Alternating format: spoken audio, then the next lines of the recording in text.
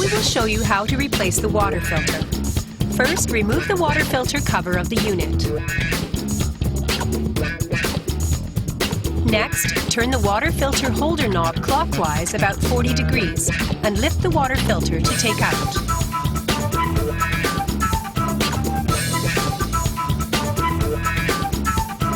Insert 2 O-rings into the bottom of the new water filter. Check the mounting position well and insert the filter firmly. Then put the filter holder back and lock.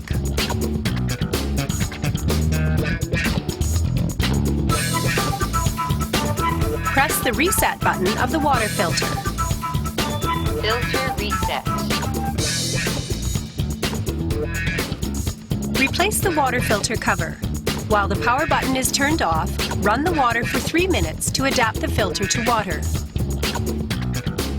Please be sure to use our genuine water filter for replacement, as other filters may cause problems.